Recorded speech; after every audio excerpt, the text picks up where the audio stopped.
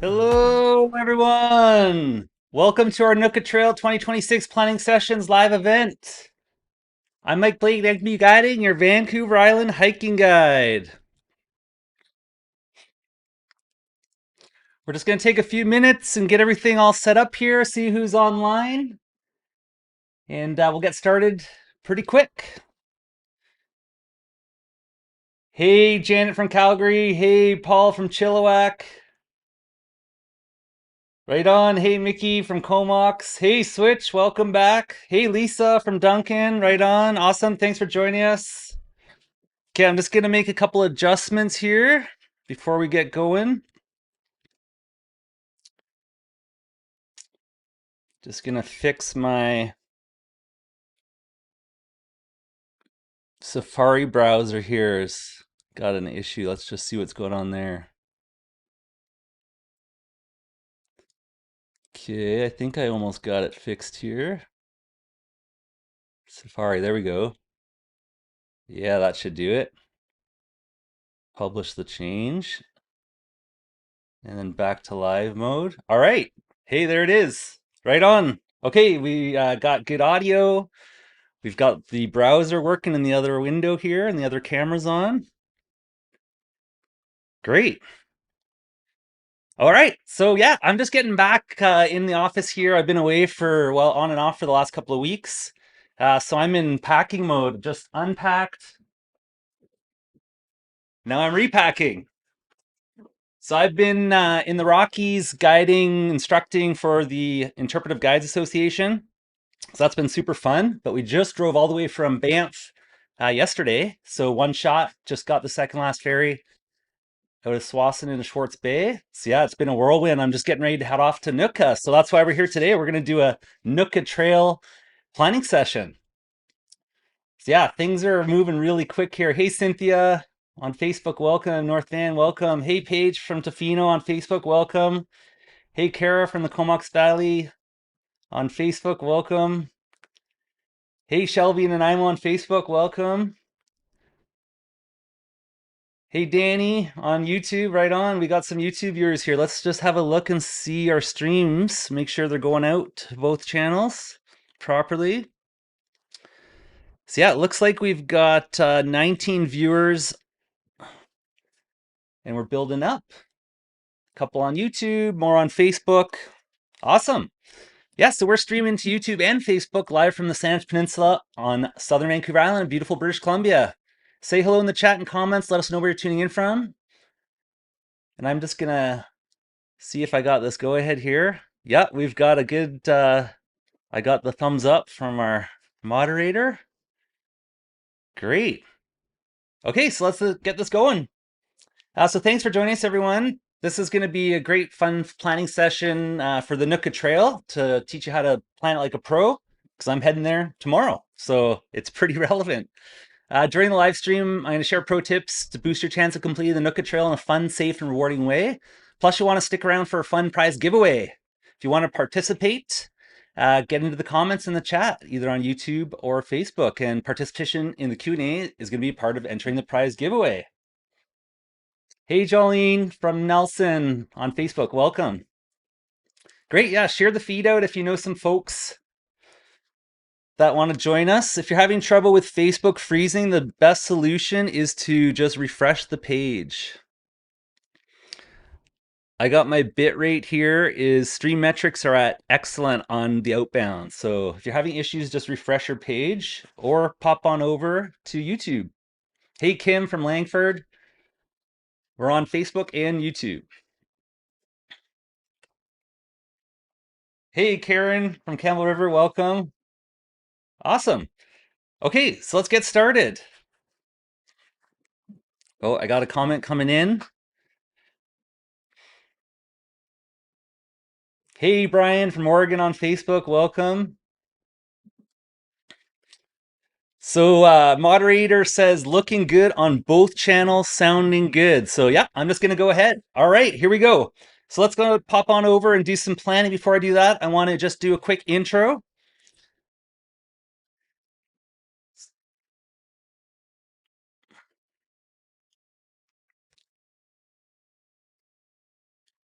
We got one little tech issue there. There we go. Yeah, so I'm a Vancouver Island hiking guide, Association of Canadian Mountain Guides. I've been living and working on Vancouver Island for, whoa, probably 30 years, working for 20 in the guiding industry. I guide trips all over Vancouver Island, lots of coastal stuff. So West Coast Trail, North Coast Trail, and the Nootka Trail. So that's where we're going to spend our time today. If you want to learn a little bit about what we do, just head on over to our website, mbguiding.ca, click on the About page there, and you'll see a little bit about me there. And also, we've got a very important team member.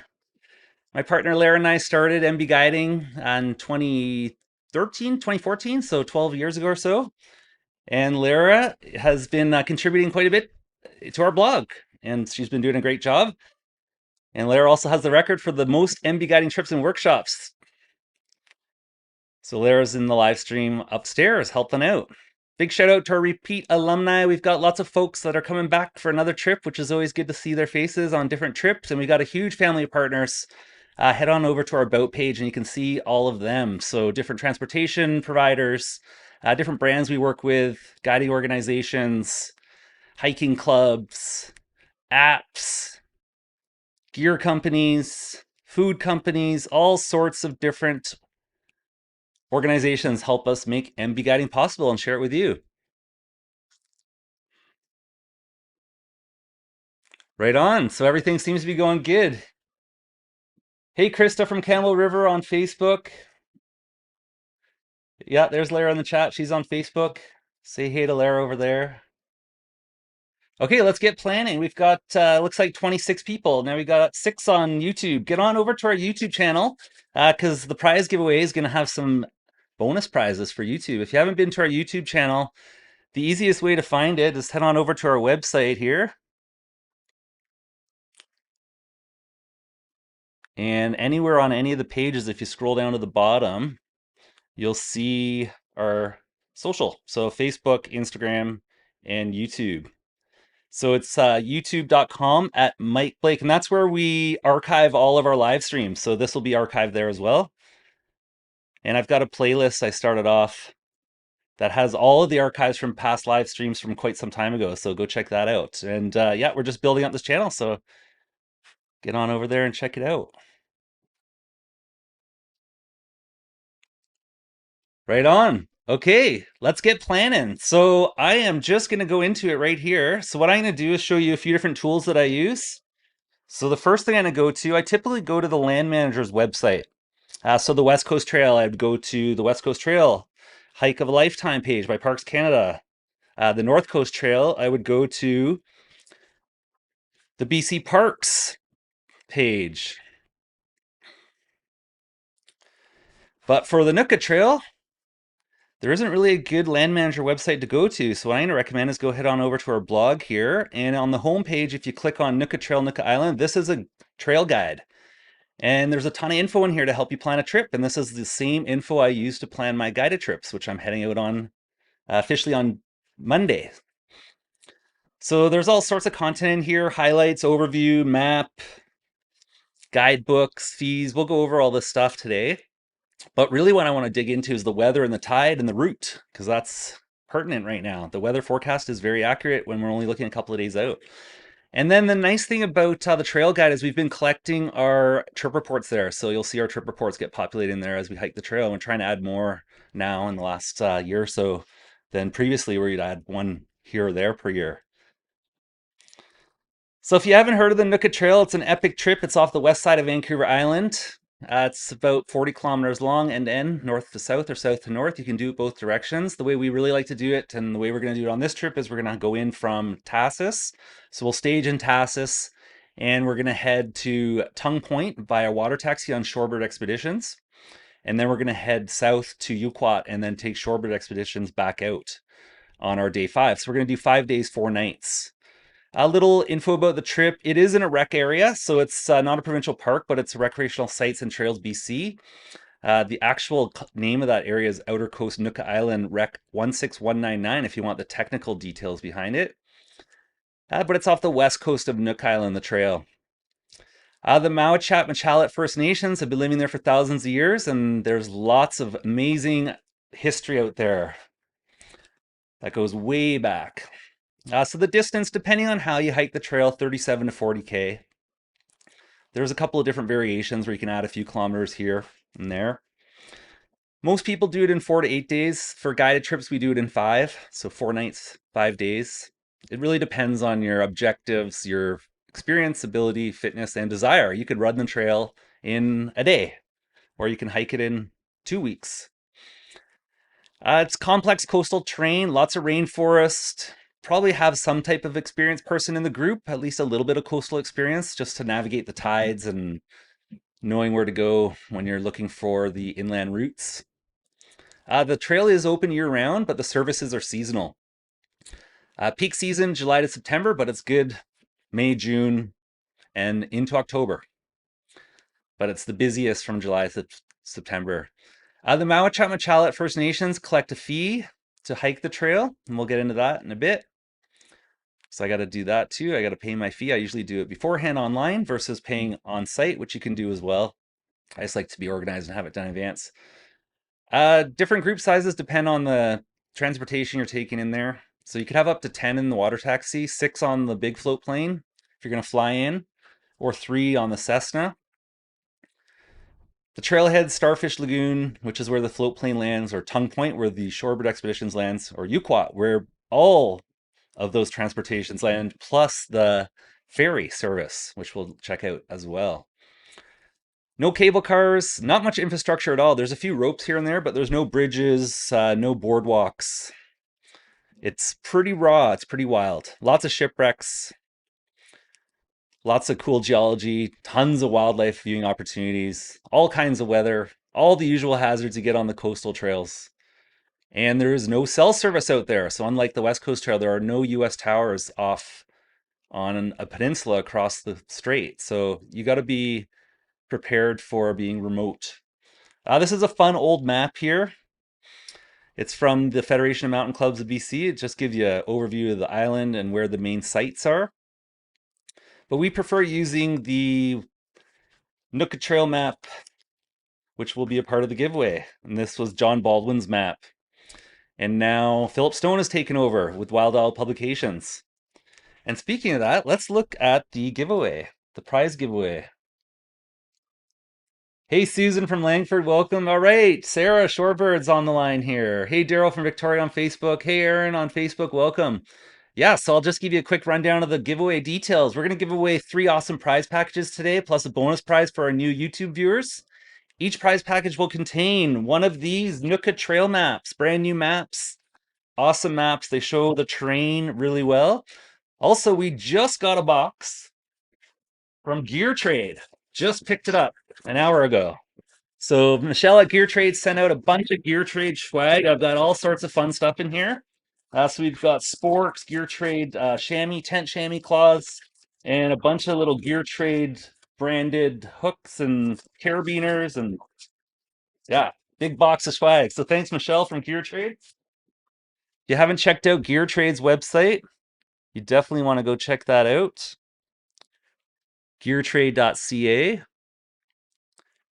Just having a little tech switching around my my Safari. That was the issue to start, but let's see if we can get it back here.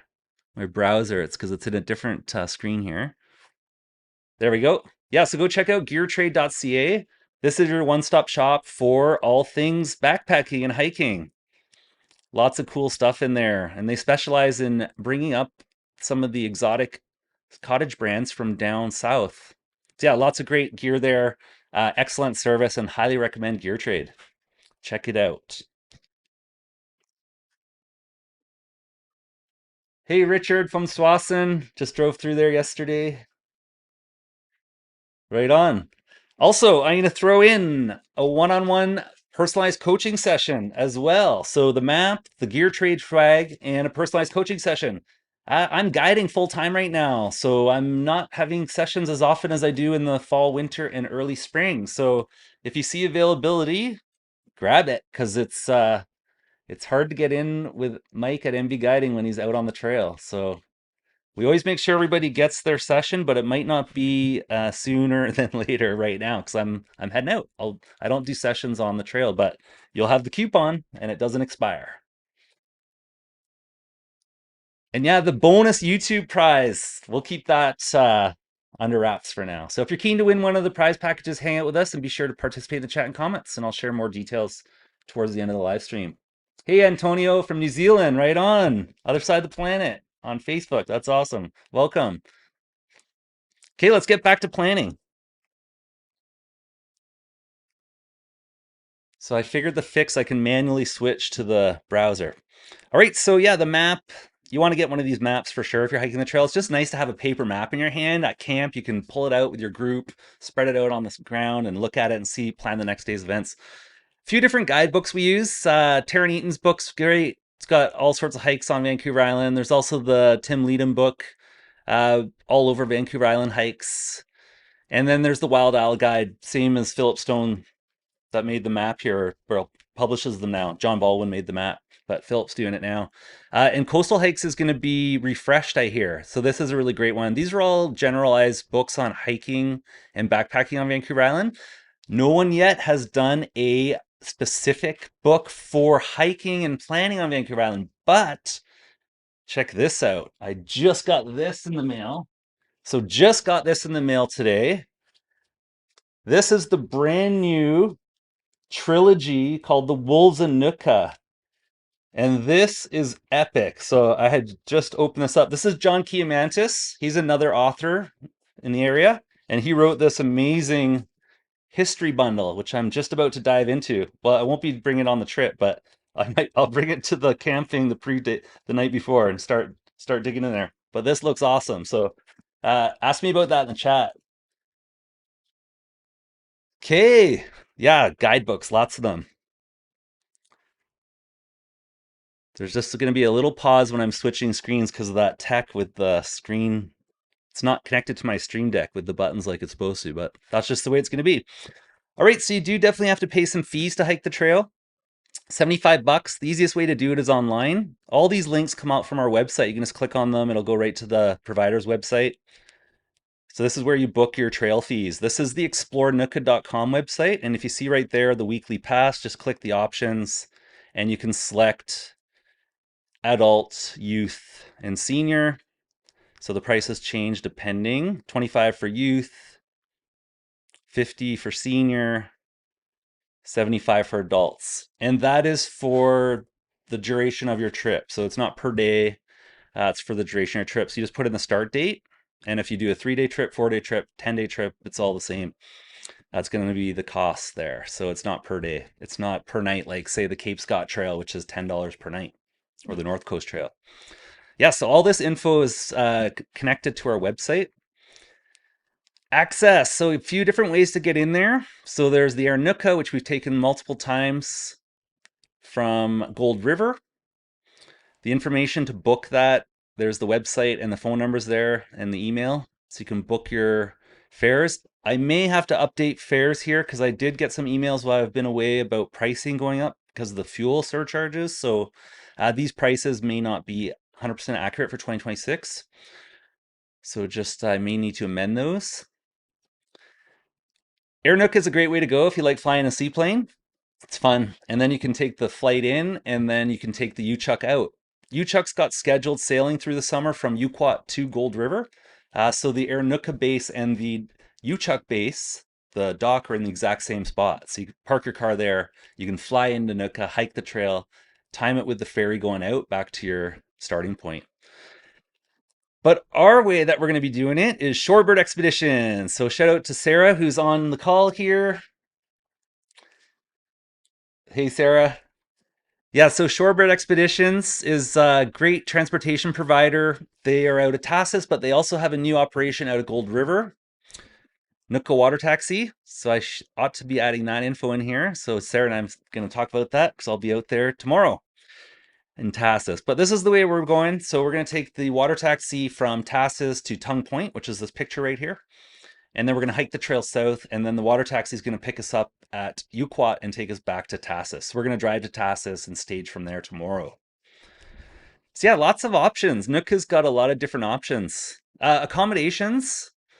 Buttle Lake Campground is great for car camping. It's on the way. It's shorten your drive from Victoria, but there is also camping nearby Tassus and Gold River.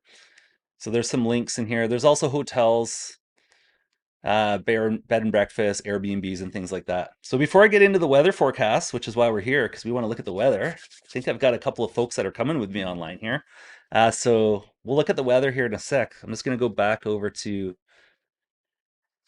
Nootka Water Taxi. Yeah, right on. So Sarah's handle is in the Facebook chat, folks. You can see Shorebird and Nootka Water Taxi. Susan's asking who wrote the Nootka book. Let me see if I can get my comments to pop up here. That'd be a good test. All right, there we go. So this is the author of this one. I almost got it mixed up with Tim, the other author, but John Kimantas. So Kimantas. That's the book. I don't know if it'll focus because it's focusing on my eyes. So, but yeah, I can add that to the chat later. The Wolves of Nootka. Google that and it should pop up. And the comments work. Yes, D-Bex on YouTube. You can purchase it on Amazon. I ended up buying it direct from the publisher's website, but I did see it on Amazon when I was looking. But oh, I know what it was. They didn't have the 3-pack. So if you buy it direct from the publisher, and I believe it's self-published, I got to look into it. I literally just unwrapped this moments ago. So I haven't investigated at all. But I did purchase this directly from the publisher, and it was a discount to get the whole 3 volumes at once. Whereas Amazon did not have that option. You had to buy them individually. All right, we got some questions coming in here. Thanks. We'll do some questions before I do the weather. So we've got Switch. Is this the 2026 edition? The book is brand new, just come out. This book here is a history novel published 2026. Wild Coast Publishing. Brand new, just got it. Danny, great question. Why do I hike preferring north to south? Just logistics. It just works out better for us. I like doing a counterclockwise around the island and then hiking south. I've just done it every time that way. One time I did it the opposite way, but I just prefer the logistics of going north to south. It can be done both directions. Question here from Janet. The book. The map. Oh, the map. Yes, the map. So I'm going to go back to my screen here because I shared that. So I'm going to go back here. And if you scroll up on our website, you can even just click this button here in the Nootka Trail Guide. It'll zoom you right to the top. And then scroll down and then click on map. And then right here is the map. So this is the map we're looking at here. This map. It's through Wild Isle. So you can just click on the map or click on the link. It'll open up Wild Isle's website. Not to be confused with Wild Coast Publishing. Two different companies. Wild Isle Publications. And this is where you get your coastal maps. This used to be John Baldwin's thing. He made the maps originally, and then he sold the business to Philip Stone. So now Philip Stone is publishing these maps through Wild Isle. This is where you get your Nootka Trail, North Coast Trail, Tachu Peninsula, and Hesquiat Peninsula maps. You can also buy them at like a retail store. So like MEC or Valhalla Pure Outfitters. Check it out there. For sure at Valhalla, because I bought one there the other day. But I would check your retail store as well. Or you can order them direct from the publisher. And those links are all in the trail guide. So right here, you'll see the link there. Great. Thanks for the questions, folks. Paul says, spoiler alert, the books aren't about wolves. Indeed. Lara shared the link to Wild Coast. Okay, let's keep planning. Give me a thumbs up, say things are going smooth or we need to go slower or faster. We're just getting going here. So we're at 24 minutes in. But inspire me with some questions because I'm just going to go through the content logically in order on the trail guide here. And then if you have a question, I'll do a sidebar. So keep the questions coming in. Okay, so the guidebook, we got that covered. We've got the map. We've got our fees covered now. We've figured out our transportation. Now we want to get into the weather. So on our website, on the Nootka Trail Guide, if you scroll down to the weather section, you will see a couple links. These are different links that I use to plan trips. Mount Weather Forecast. This just gives you an overview of the trip. Weather systems and things like that. Just a super simple way of looking at weather. Yeah, it's Avalanche Canada, but the weather is year round. They don't do the written synopsis in the summer, but I find these weather maps are really easy to read and super useful. You can animate them so I can see what's going on. I know where Nootka is. It's off the west side of Vancouver Island here. I can see we've got a high pressure ridge right now, and I see there's some system brewing up offshore there, but it looks like the high pressure is high enough to keep it away from where we are. It's a nice ridge actually. Staying in there till later in the week, and then maybe we'll get some cloud, and then maybe we'll get some precipitation, but it doesn't look like a whole lot. I got that all from just looking at that short video of 23 slides, and it takes me all the way to Thursday. If you want to get into more detail, you can click on these and it'll break it down more. But really, the synopsis is all I want from there. I'm happy with that. I know what the weather's going to be enough that I can go into some more detailed forecasting here. So I'm going to look at the marine forecast next. Marine forecast, why do I use that? Because we are on the ocean. And I really like the simplicity of the marine forecast. It just talks about wind, speed, and direction, which gives me a lot of indication of what type of weather to expect. So typically on Vancouver Island, when the winds are coming from the northwest, it's typically bringing you fair weather. When they veer to the south or southeast, it typically brings in different weather. And you can imagine what's opposite of fair weather. I like the extended forecast, super simple. It's just showing me that it's going to be winds northwest for the next several days. And then it looks like we're good through to Wednesday. And then that other forecast was telling me that maybe we're going to get the edge of a system pushing in on Thursday. So we're out there Monday through Friday. So we might get some precipitation. So we'll be prepared for that. Also, it gives you the swell heights, which is approximate, 2 to 3 meters. 1 to 2 this evening, building 2 to 3. So we'll see some wave action out there. Looks like some fog patches forming late overnight, but dissipating Sunday morning. So yeah, that's a lot of information for me in those two forecasts. I'm super happy with the weather so far, but if you want to get into the really nitty gritty, then use Windy. Windy gives you all sorts of different weather models. You can play around this to your heart's content. Right off the bat, I'm seeing the European forecast. That's the one I have in there that pops up first. This is for the west side of Nootka, kind of around the midway point, off around Bajo area there. So right halfway. And I'm seeing really nice forecast here for the next few days. And then there's that potential change later in the week there, which I'll be keeping an eye on. But it's a very little change. Now, why am I using the European? Well, it's just the one that defaults right off the bat. But if I want to look at all the other forecasts, I can just click on compare forecasts. And now I'm looking at the trends between several different weather models. I'm showing you the free version right now. So this is the Windy free version on a web app.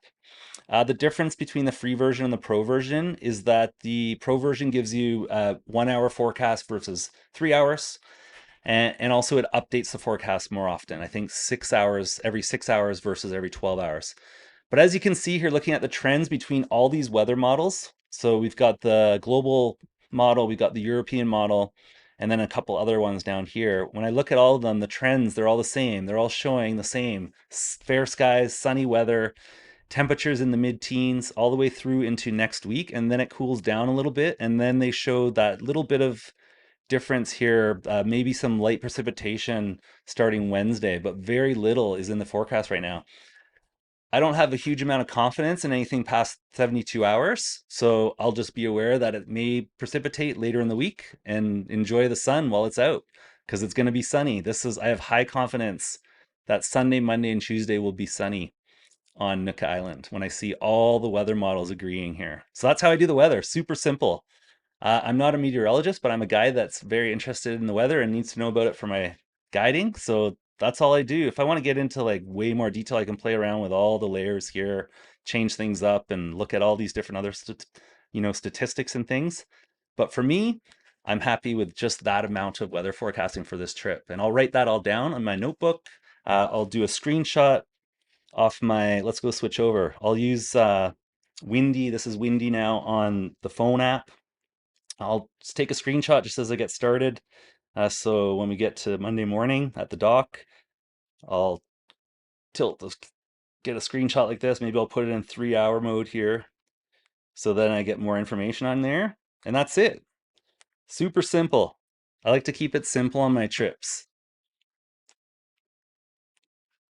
All right, let's do some maps here. Robinson, Switch in YouTube is saying you can get the maps at Robinson. Thanks, Switch, for letting us know. Oh, it looks like Lara's got the other, there's a second link she put up there for the Nootka map as well. Thanks, Lara. Great question from Krista. Let's bring that up. So Krista on Facebook's asking, are there limits to the number of people who can hike at one time? No, there's no limit like the West Coast Trail where there's 10 or 18 students in May, June, and September. There's no limit. It's really limited by the transportation you take in there. So Shorebird, 10 people. If Shorebird goes twice, 20 people. So we have seen some large groups out there, school groups, but they need to bring more transportation if they all want to get there at the same time or go back and forth. Hey, Lauren from Shawnigan, welcome on Facebook. Yeah, so Krista, that there's no reservation system like the West Coast Trail. There's no limit to the size of the group. But I think it's good to point out that the trail has a capacity, especially when it comes to human waste, and it unfortunately years ago went way over capacity, and just recently, uh, Recreational Sites and Trails BC has been trying to solve that by putting in some proper composting toilets in there. Question from Erica on Facebook. Do you have issues finding camping at certain sites given there's no limit? We haven't. We typically camp at the edge of the main sites anyway on all the trips we are. So we don't tend to camp in what I call downtown, which is the center of the campground. That's typically where the facilities are, like close access to water. This trail does not have food caches.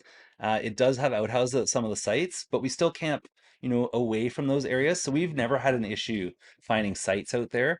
There's a couple of sites that are smaller, like Calicum, where it's a little bit tighter. The sites in between Beano and McQuina, any of those sites through there, if you look on the map, those ones can get a little tighter, but not as many people camp there. So I've never had an issue in all my hiking time out there, and I've been hiking the Nootka Trail for, well, let's look at the calendar, 15 years, and I've never had an issue. But I've definitely seen an increase in traffic on the trail in the last few years, but never had an issue with camping space. Great, thanks for the questions, folks. Okay, we're at halfway through the live stream. We've got 23 people here. If you're just joining us, this is Mike at MB Guiding. We're doing a Nootka Trail planning session. I'm heading out there tomorrow. Well, I'll be on the trail on Monday with a group, and we're going through all the things that I do to get ready for a trip. So I started by looking at all the logistics here on the our website here, and then I looked at the weather. So I'm just gonna switch back. As I said, I gotta do this manually. So my button broke on my switcher. Yeah, so we've looked at the weather now. So what's up next? The tides. How do I figure out the tides of the Nootka Trail? Well, there's only a couple of spots that get cut off, 5. And we use Saavedra Island's tide tables, so 08645. So at Schooner Bay East, at around 10K in, there's a spot that gets cut off on a higher tide. Calvin Creek, when it's flooded, or if the tide's really high, it can be hard to cross there. So you want to go on a low tide. Beano Creek, same. It can be flooded, or the tide can be high. So you want to go on a low tide. Beano Bay East, same thing. And then I think the biggest tide issue is this picture here, which is the lagoon, inlet, outlet. And this, depending on what's happened there over the season, can be more of a challenge or less of a challenge depending when you time it. So go at a low tide. People ask me what's the best tide for all these crossings. You'll notice that we have no numbers there because there are none. These tide changing, it changes all the time. So the surface underneath here is gravel or pebble. The other tide crossings are sand. And the waves and the wind and the ocean currents move the sand and pebbles around. So depending on what's happening out there determines how high of a height you need. There's no specific amount. So people ask me, how do I know when to go? Well, we go and we aim for a low tide. That's the easiest way to do it. It doesn't have to be at the lowest low for some of them, but just aim for a lower tide. Don't aim for a higher tide, and that's how you cross it most effectively. So use the tide charts. So this is the tide chart. It's the Saavedra Islands tide chart. While that's loading up there, oh, there it is. That was quick. This is the official Government of Canada tide chart website, and this is where you want to get your predictions from. You just add your date in there. So what's your start date? You put it in there, submit, and it'll show you all the tides for that timeline there. There we go. So starting on Monday, we've got nice low tides in the morning. And it just happens that we're out there then. No, I planned the trip around that last year. So I looked at the tide predictions, knowing that I wanted to start my trip every morning when I start hiking out of camp, which is around 8 a.m. with the group, that we'd be hiking into the low tide. Then in the afternoon, we know the tide's going to be higher, so we can plan around all that. The tides also are really nice as far as the lows are quite low and the highs aren't too high. The really high highs are in the middle of the night when we're at camp, so that's not much of a concern. The afternoon high tides are lower by quite a bit, a half a meter. So yeah, just knowing that the lows are in the morning and the mid high, we'll call it, is in the afternoon helps us plan our day quite well. So hiking on a low or lowering tide is ideal in the morning for me and my groups. My one concern is going to be coming into that lagoon I told you about, which is going to be later in the week. So I'm looking here, and the low tide on Thursday is at 10 a.m. And the high tide on Thursday is at, or the mid high, so it's not the highest of the day, it's the second highest of the day, is at 5 p.m. So I want to try not to be at the lagoon at 5 p.m. So I'm either there earlier or I'm waiting until Friday morning and camping on this side of the lagoon or the north side of the lagoon, and then crossing in the morning on Friday when it's lower. And that's the thing too, if you get to a tide obstacle and it's too high, you just wait because it's going to go down eventually. So it doesn't really matter if you're aiming for exactly 0.706 or if you're aiming for on Monday 0.055 at any obstacle. Just aim for the lowest and deal with what you get when you get there because your schedule may change as well. So that's also something to consider as you're hiking throughout the day. So yeah, there's no exact height. I will let you know what height we crossed the lagoon at because last year we were crossing at 2+ meters, no problem, and it was because of the surface underneath. And the way the channel was created over the winter and into the spring, it made it so that we could still cross on those mid tides. But ideally, you're at the lowest low, and you're not crossing at 3 in the morning at a 3.5. So we won't do that because we'll be sleeping. So that's how we do the tides. It's super simple. There's no magic to it. It's just aiming for the lows. Start your hikes on a low tide in the morning. So you have low. I really like hiking during the morning with the low tide and looking at the intertidal life. And then I know the tide's coming up in the afternoon, and then I can time my obstacles around that. So that's the simplicity behind it. And the tide chart is Saavedra Islands. That's the one you want to use for Nootka, 08645. And that is linked from our website there. Okay, let's go back over here and see what that brought up in the chat.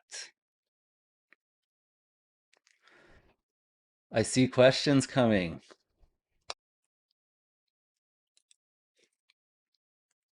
Okay, Danny's asking from YouTube, are there caches at all the campsites? Great question. Great segue into planning. Food. So Nootka does not have food caches. There's hardly any infrastructure on Nootka. There's no bridges, there's no boardwalks, there's no ladders, there's no staircases. There's very minimalist. There's a few outhouses that are brand new. There's some thrones, portable throne toilets, which we don't use because they're unusable. But there are no food caches, so you need to cache your own food. So I have my system here. I'm packing my Nootka system here. And in here, I have an Adotech food bag. This is just like an Ursack, but it's lighter. You can get this at Gear Trade. I put all my smelly stuff inside it, and then I tie it properly. There's a special knot you tie on the top, and then I can just tie this to a tree. It doesn't have to be hung in the air, so it saves a whole lot of work, so you don't have to throw a line. This is the best way to deal with food storage on the Nootka Trail. Either this bag or an Ursack. This one's lighter, so I like this, and I find it a little bit more pliable. I just like the material better. So that's what I use. My gear list, so everything that's around me, I'm surrounded by my gear. Everything that's around me is on my gear list, which I can share in the chat. And you'll see the Adotech in there. Great question, Danny. Thank you for asking. Yeah, we got lots of good questions coming in here. Daryl on Facebook, planning on going in late August. Is there still lots of water available close to camps? Yes, that depends. All of the campsites, the main ones, are at fresh water. Lots, typically it's a rainforest, but it could get dry out there. So in between camps, there's a few spots where you need to think about that. But at the camps, the amount of water will depend on what happens between now and August with the environment. But there should be water at every camp. Just how much water, how much flow, we don't know. But there's fresh water at every camp. Great questions. I have a map that shows all the water sources, and I'll update that this week and I'll share that with everybody. So you'll be able to see all of this week's water sources and what they look like. I'll take pictures of them and I'll have them on a map so you can get the GPS coordinates. I do that every season when I go out there on the first trip. Yeah, so stay tuned. You get lots of little bonus perks by paying attention here. Okay, this is a great question from Jolene on Facebook, which we answered. Yeah, so the water is at every campsite. It's on a creek, fresh water.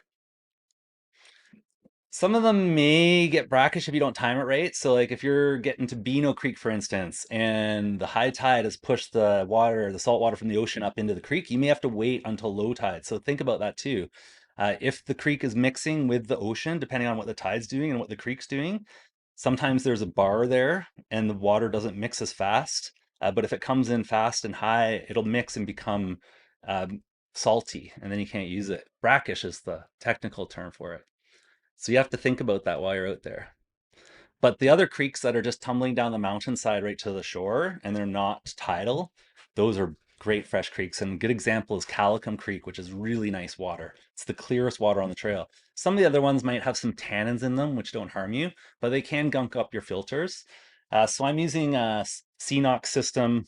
This is my water bottle, and I use a platypus filter and then a CNOX squeeze bottle on top, or I can use a gravity. And that system works really well. It's super light, and I filter all my water.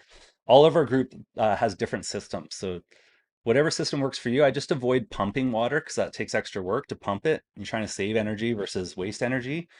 And tablets, some of the water, especially after it's rain, will have a lot of sediment in it, and the tablets don't remove the sediment. So I don't like drinking water that's just been treated with tablets. I use that for emergency only. I like filtered water. A little bit picky drinking water hundreds of days a season in the backcountry. I want it to be as close to Perrier as possible.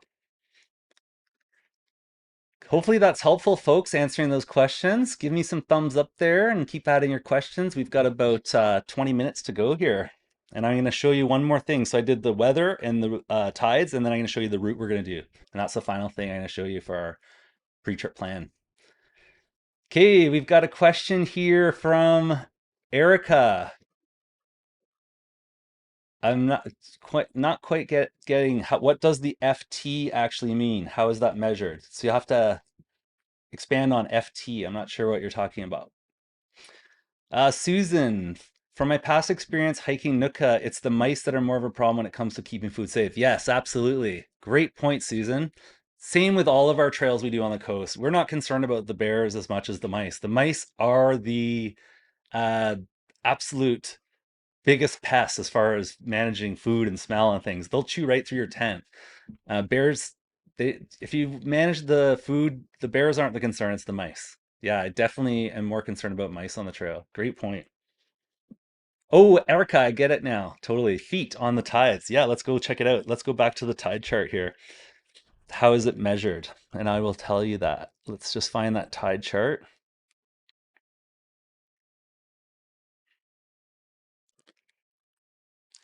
Thanks. I got the other tip on the feet. Very good. Now remember, it just takes me a minute to click over to the screen because of the button. Okay, so when you scroll down here, you've got your tide predictions in meters and feet. So this is above sea level. So feet above sea level. So 0 would be sea level at the low tide. Now, sometimes the tide goes negative, but it's not very often. It only happens once in a while, like a few times per year. It goes below 0. So 0 is the lowest tide generally throughout the entire year. So the feet is above the 0. That's all it means. Same with meters, it's above 0. Sea level. So sea level, let's say 0 at the lowest tide, except for a few times per year, it can go under slightly. It's very rare, like I mentioned, a few times per year. But typically it's higher than 0, and this is above 0. So if you have a 0 tide, that's a very low tide. A 1.8 foot tide is a low tide, and it's quite low, half a meter. It's going to expose a lot of the intertidal zone. You can see the tide fluctuation on this trip for my week that I'm going, and this changes also throughout the season, is approximately 3 meters. So that's 3 times 3, 10. It's about 10 feet difference. So 10 feet of tide on a shallow coastline without much slope is quite a lot of distance. Some places it'll be a kilometer wide, the beach. Thinking around Calvin Falls area, the beach can grow to a kilometer off the shoreline. So yeah, feet above 0. Great question. Thanks for asking that. All right, we got a question here from Kara on Facebook. So I'll bring this one up. It's about the Ursac. My understanding is that bears cannot rip it, but if you don't hang it, will the scent not be a problem and potentially act bears if not hung? There's bears out there that have really good smell, and they're gonna smell anything that I mean, we could try to stop them. The bears tend not to come to camp because of the people. They don't want to come to camp. The idea is we're trying to reduce the amount of smell that we're leaving out, obviously, in the open for mice, birds, and bears. But the bear could come to the Ursac because it smelt it, but it won't be able to open it if it's on the ground, and it can't rip it. Other critters can though. So if you're using an Ursac, you want the critter-proof one. And I found that out the hard way when we learned that a rat could penetrate the regular Ursac. So there's rats on the Nootka Trail, and they were burrowing holes into Ursacs right along the seam. They figured it out.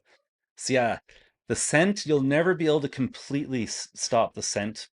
You can try using those bags. There's like those scent bags. They're basically a Ziploc that just has less porous, but still the scent I think is going to go through anyway. A teeny bit of it. We may not smell it, but bears will, and mice will for sure. But yeah, I'm not concerned about the bear coming and banging around my Ursac because it can't damage the food really. It's my food's all dry, and I don't have liquids in there or any bottles that would break or anything. So I've never had a bear have a battle with my Ursacs or my Atotexacs ever. So yeah, these things are good to put just right on the ground. I, I tie it to a tree, something super solid, not a driftwood that something could drag away. Something that's like anchored to the ground, like a tree works best. You could hang it in a tree like just at head height or arm height, that works too.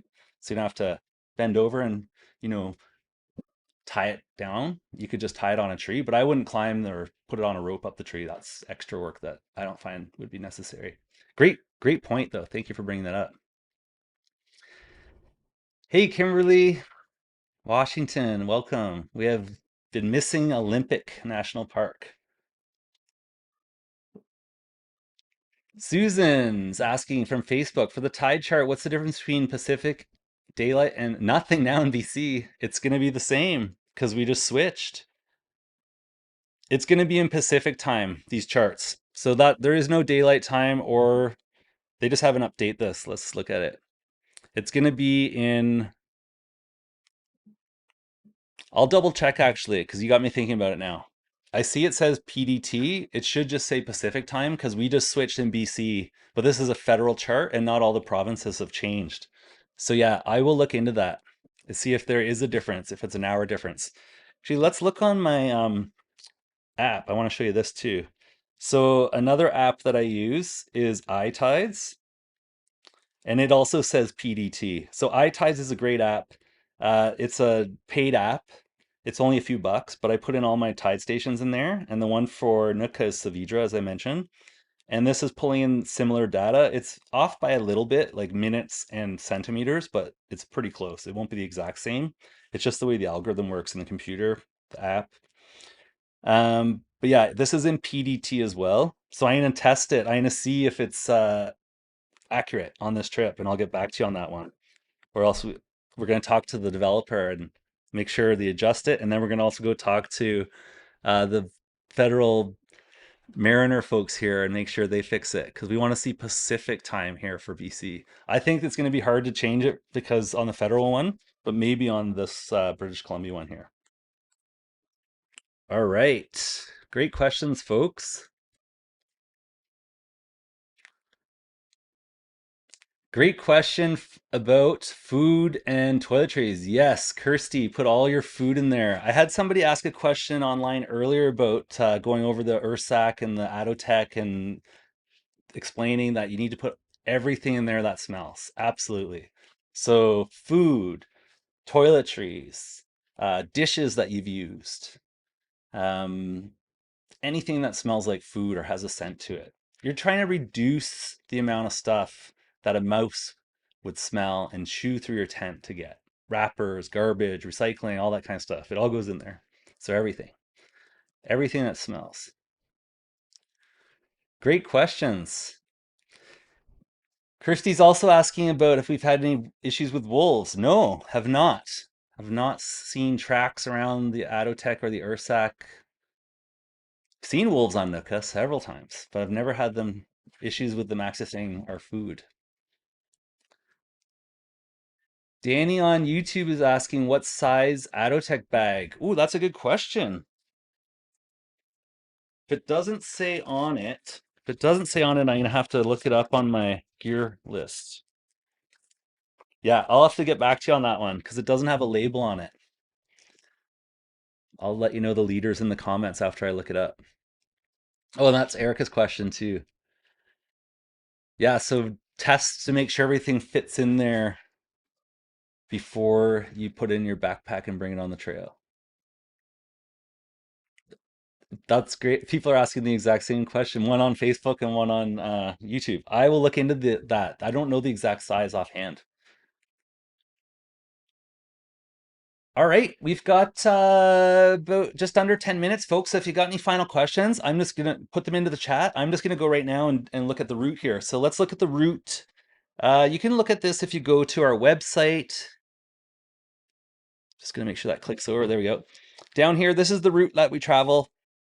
So yeah, it's a lot of different types of terrain. There's lots of little creek crossings. There's rough coastal sections.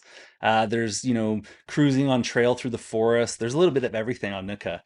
There's, logs, deep sand, wet sand, pea gravel, pebbles, tidal shelves, slippery sections of seaweed and algae. There's like small boulder sections, nothing big like the West Coast Trail, but small boulder sections, rocky headlands, sandstone shelves, tidal rivers and lagoons, all of it.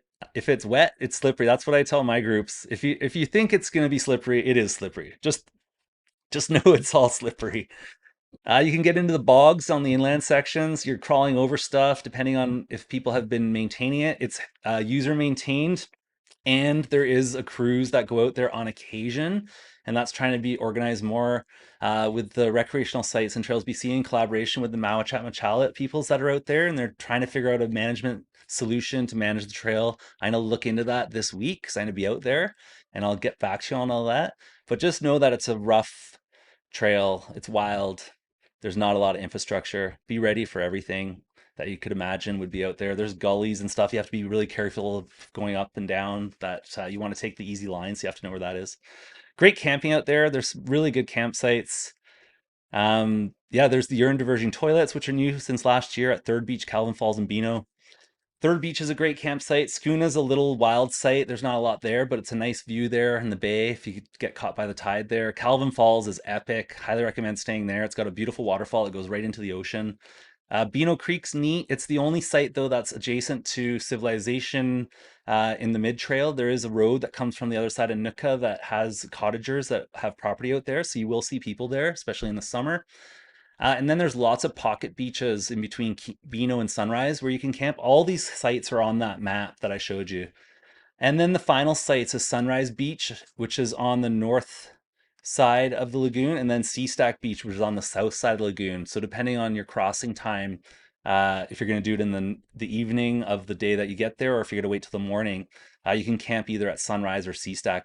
Problem with Sunrise, it does not have a UDT or a urine diverting toilet yet. I hope that goes in, but we stopped camping there in 2024, so we'd only camp there in emergency, just because there's a human waste problem there, unfortunately. They did put a green throne in there, but it's unusable. It just doesn't work. You need to have a proper composting toilet at that location, and it's a heavily used site, so we just avoid it. We hike by, we try to time our tide in the lagoon, and then we camp at Sea Stack Beach, which is only about 750 meters from the Uquat cabins, which have outhouses, really nice cedar ones.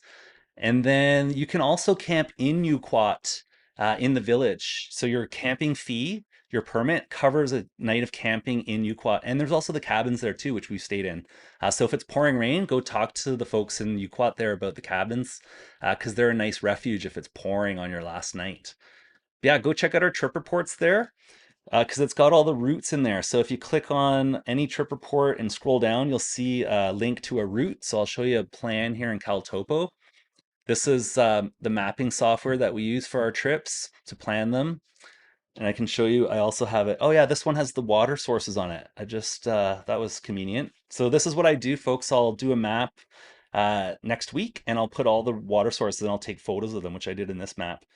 So our route, we're gonna do Tongue Point to Third Beach. It's a short day, but it's nice. We can do some camp, early camp activities there. So we'll do tarps and teach people how to do food storage properly. And so our trips are really focused on experiential learning and outdoor education.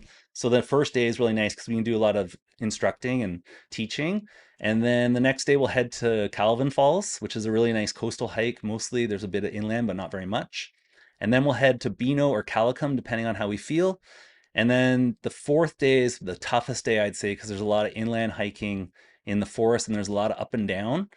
Yeah, it can be rough and tough, especially if it's wet in there. So if it's rained, this can be a hard day. Even though it's only 8 or 9 kilometers, it can be 1 kilometer per hour. These other days, you're doing 2 to 3 kph, and then that puts us in position for our fifth day. We get picked up around midday at Nuquat, and we will be visiting the new lighthouse keepers. If you haven't heard, is Carol and Lance have been repositioned at the Nootka light station. So the Pachina light station keepers from years ago before the light stations got shut down on the West Coast Trail. So they are now out at the Nootka light station. We're super excited to go out and see them there for the very first time on our trip. But I'll do another map like this during the week, and I'll also share it on my Caltopo mobile here. So you can see that. There'll be this version as well.